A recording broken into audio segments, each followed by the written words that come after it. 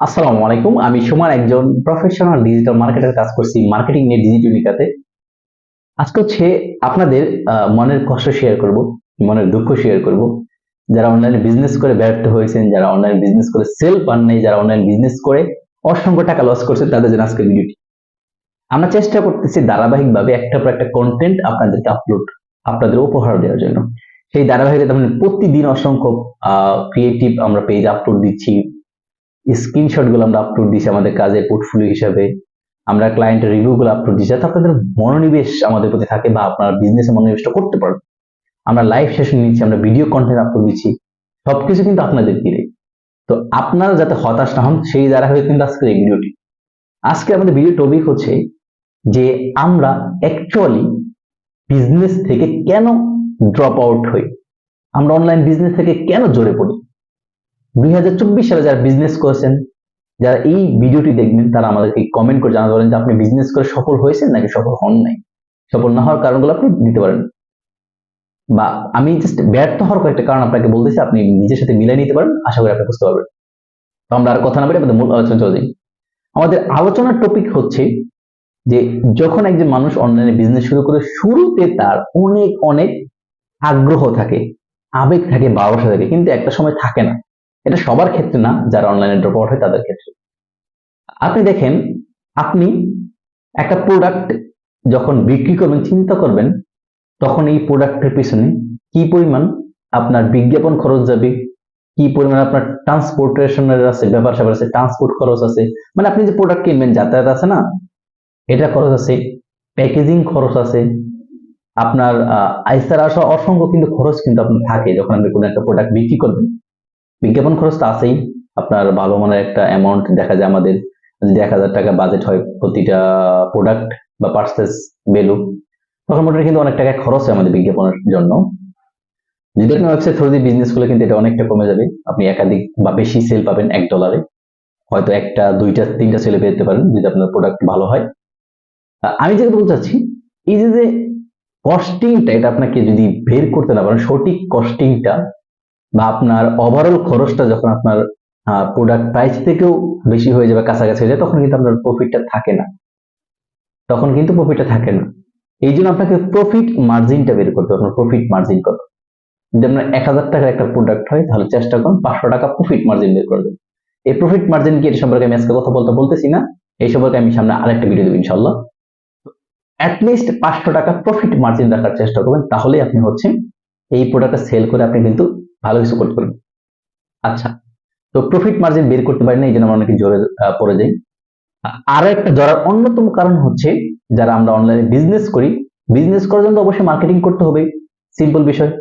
এই মার্কেটিংটা আমরা কাদের কাছে করব, কাদের কাছে যাব, কাদের কাছে মার্কেটিং সার্ভিস নিব, এটা আমরা অনেক মানুষ ভাই স্ক্যামারদের কাছে চলে যায়, প্রতারকদের কাছে চলে যায়, অনভিজ্ঞ, তারা এক্সপার্ট না, তাদের কাছে চলে যায়। যার জন্য আমরা কিন্তু প্রপার যে সার্ভিসটা আছে এটা কিন্তু আমরা পাই না। প্রপার সার্ভিস কিন্তু আমরা পাই না। আমরা কি করি, আমরা এমন একজন মানুষের কাছে গেলাম, তাকে পেজে লিঙ্ক দিলেন, ডলার বললেন, বুস্ট করে দিল। সে আপনার প্রোডাক্ট নিয়ে কোনো ঘাটাঘাটি করলো না, প্রোডাক্টের অ্যাকচুয়াল অডিয়েন্স কারা, কাদের কাছে একটা দেখাইলে হচ্ছে ভালো হবে, প্রোডাক্টের হচ্ছে কন্টেন্ট কেমন, বা হচ্ছে টেক্সট কন্টেন্ট ঠিক আছে কিনা, কোনো যাচাই বাছাই করলো, জাস্ট অ্যাড ডান করলো। এরকম অনভিজ্ঞ, অদক্ষ কোনো এজেন্সি বা মার্কেটারের কাছে গেলে কিন্তু আপনার বিজনেসে আপনি সেলস আনতে পারবেন না। আর সেলস না আনতে পারলে কিন্তু আপনার তখন আপনি বিজনেস থেকে জড়ে যাবেন। এটা একটা বিষয়। আরেকটা অন্যতম বিষয় হচ্ছে আপনার যে অ্যাডভার্টাইজিং কন্টেন্ট থাকে, যেহেতু এখন পেইড মার্কেটিং এর সময়, এখন আর অর্গানিক মার্কেটিং দিয়ে খুব বেশি সেল হয় না, এখন যেহেতু পেইড মার্কেটিং এর সময়। আর এই পেইড মার্কেটিং গুলা বা পেইড মার্কেটিং করার ক্ষেত্রে আমরা হচ্ছে যে কন্টেন্টটা কিন্তু আমরা সবাই কিন্তু চয়েস করতে পারি না। আমরা অনেকে আছে হুজুবুজু কয়টা ছবি তুলে হচ্ছে আমরা অ্যাড রান করে দেই, তখন কিন্তু পর্যাপ্ত সেল আমরা কিন্তু পাই না। আমাদের মেসেজ আসে বা মেসেজ খুব কম আসে। আমাদের দেখা যায় একটা মেসেজ আসে 10 সেন্ট, 15 সেন্ট বা 10 to 15 সেন্ট চলে যাচ্ছে, মানে 10 থেকে 15 সেন্ট। এর পরিবর্তে যদি কন্টেন্ট আমরা ভালো করতে পারি, তখন কিন্তু আমার 3 সেন্টে, 2 সেন্টে, এমনকি 1 সেন্টে একটা মেসেজ আসতে পারে। মানে $1 আপনার পায় কয়টা 10টা মেসেজ চলে আসতে পারে, সরি এক ডলার আপনার প্রায় 100 মেসেজ চলে আসতে পারে, এবং $5 যদি একটা অ্যাড রান করেন 500 মেসেজ চলে আসতে পারে। 500 মেসেজে কিন্তু আপনি তখন ভাই অ্যাটলিস্ট তো 20-30টা সেল করতে পারবেন, সিম্পল বিষয়। এই জন্য কন্টেন্টটা আপনাকে অবশ্যই অবশ্যই ভালো করতে হবে। এই কন্টেন্টে যদি আপনি খারাপ করেন তাহলেই কিন্তু আপনি বিজনেস থেকে জড়ে যাবেন, আপনার সেল আসবে না। আর একটা বিষয় হচ্ছে আমরা ভ্যালুলেস প্রোডাক্ট নিয়ে কাজ করি, মানে এমন কোন প্রোডাক্ট নিয়ে কাজ করতেছি যে প্রোডাক্টটা এত বেশি ম্যান্ডেটরি না, মানুষ কেনার প্রতি খুব বেশি আগ্রহ মানুষের নাই, এরকম কোন প্রোডাক্ট নিয়ে কাজ করি।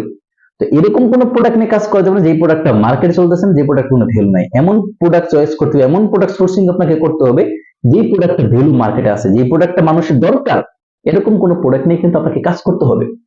সো কোন কোন প্রোডাক্টের ভ্যালু আছে এটা আপনি ঘাটাঘাটি করে নিজে পেয়ে যাবেন।